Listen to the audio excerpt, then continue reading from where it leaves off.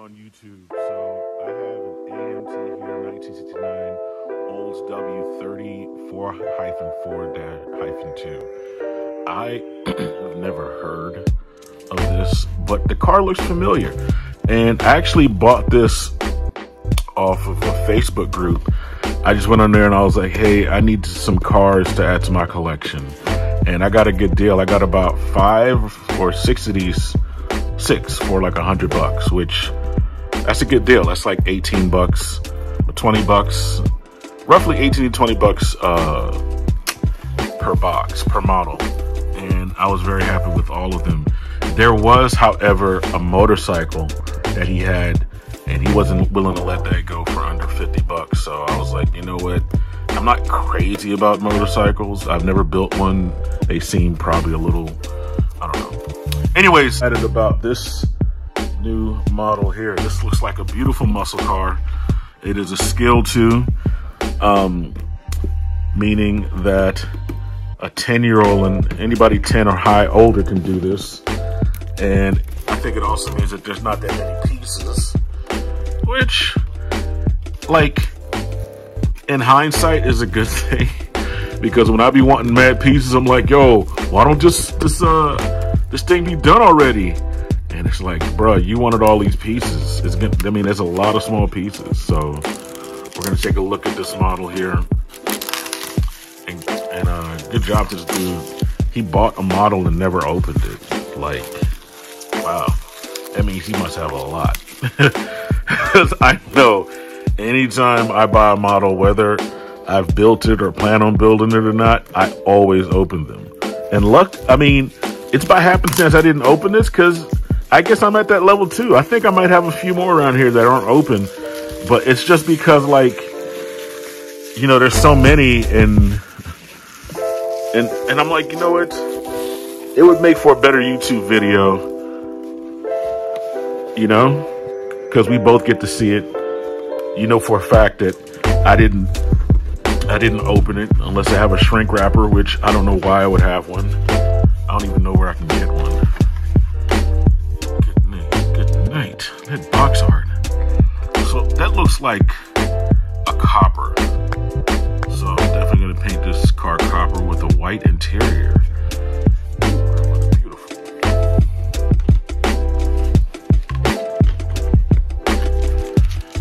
So we have here the instrucciones. Why don't we just give this thing a name? 1969 Olds W-30. That looks like oil, like the oil weight.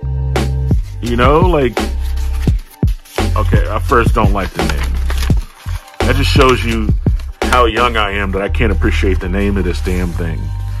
1969 Olds W-30 442, okay? And there was no hyphen. I don't know what I was, or is there a hyphen? Oh yeah, there's a hyphen, okay. So anytime you see those numbers there, that usually refers to the size of the engine. So I'm assuming this is an 8-cylinder, 442 cubic inches, I'm sorry. I don't know what the W-30 stands for. 30 weight, 40 weight. No, let's do 10 weight.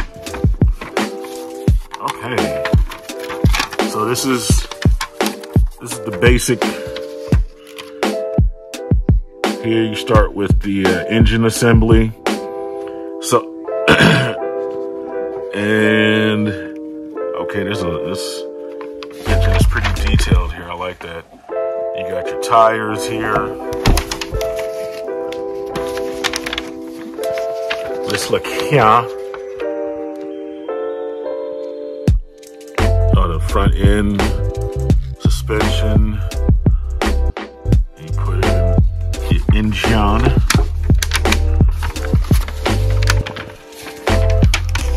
There's not much to this, considering. I mean, with the builds that I've done in the past, bruh, I have one model where the instruction is a damn magazine. Not even joking. These are the decals. I plan on using all of these. All of them I can. I think these are all like the license plates. I can't use a bunch of those, but the stripes, I'm definitely going to use stripes. This thing they go on the side, and like I said, I'm going to paint this thing copper. I personally do not like when they send me chrome pieces. I might put this in some super green and take this off. I don't know. We'll save that for. Oh, we got our glass. I just got some hodgepodge or PVA glue, so I can start, gluing in my glass. So these are roughly all the pieces. Hold on, we got here the tires. 1, 2, 3, 4, 5, 6. Sent me 6 tires. Okay. And so,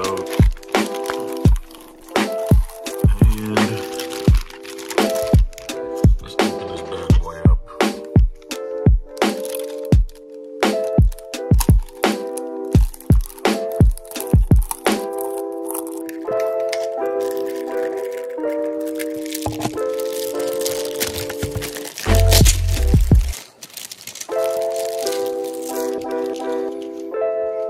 We got the chassis here,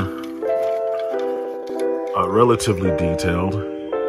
You got the gas tank and a bunch of other tidbits. You got the exhaust pipes, and yeah, we got here. So I didn't see. Okay, the carriage is right there. Okay, so there's the interior carriage. So this will go on top of the chassis, and I might actually flog this. I'm not sure what color yet. I might flog it. I might. But that's the interior cabin. We got the seats. It's a dash with all that pizzazz. Steering wheel.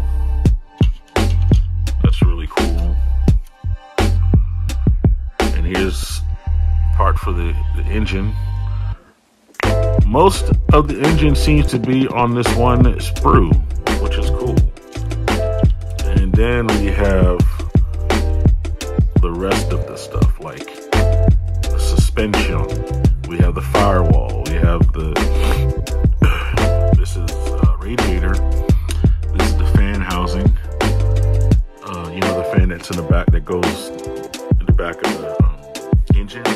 Which for some reason my GT didn't have it. I couldn't find a tree with the fan on it. And this is part of the front end suspension. I think that might be it, because we have the differential back here, and we have the springs. Oh, this is what this is what basically bolts down to the chassis that holds, that I guess protects the transmission and the drivetrain, I think it's called. We have here the shocks, and yeah, I don't see. Okay, this is the rest of the front end to give it a good turning. These are the part. Dang it! All right, y'all saw that. I didn't do that. This part here is important. This is what holds the tire, and depending on how lucky you are, you'll be able to make the tires turn after you build it. Notice I said lucky, because sometimes, I didn't cemented the car so damn much that I can't get it to stay without falling off. So I gotta cement those parts so they don't turn at all. And so now let's go to the last but not least part, and that is the body. I show up at your party, just please don't tell nobody when I pull up in that. Hey, just to get back to that. Ooh. Okay, look at that. Look at that. Man, look at the ass on this. So this is my method. As long as whatever goes up to these pieces aren't chromed, what I'm going to do is glue them on, then paint the entire car. But if they're chromed, I'll just leave it like that and use CA glue. You know, like I said, I might take the chrome off. There's no guarantee. But yeah. That body. So here's my method. My method on how I do these models is I take all of these and I put them in some warm water and Dawn soap. I specifically use Dawn soap, and I let it sit for a while, and then I strain it with my coriander? No. Spaghetti strainer. Why did I call it a coriander? That's damn cilantro. Colander. That's what it is. I call it a coriander. Yeah, this is my coriander. A colander or spaghetti strainer. So whatever small pieces, like the piece you saw here, won't go missing when I dump it down the drain. And then I sit there and let it dry, and then I start the gluing. And yeah. But yeah, let me know what you guys think about this in the description below, in the comments below. And yeah, if you want to support me, you can go to my Patreon, which is I am Dave Gregory. And if you want me to build you a model, granted I'm not a professional, but if you like my work, I will be happy to build you one and put it on my channel here. And yeah, just let me know. Hit me up on Instagram under Modeling Maniac, and let me know what you want to see me build. I don't confine myself to one thing. I know there's some people that are specifically car guys and people that are, you know, just plane guys or armor guys. I do everything because everything fascinates me to a certain extent. I love muscle cars. I love planes. Hell, I even love sci-fi. Sci-fi is hella cool. You know, like right now, I'm waiting on a shipment in from my mom.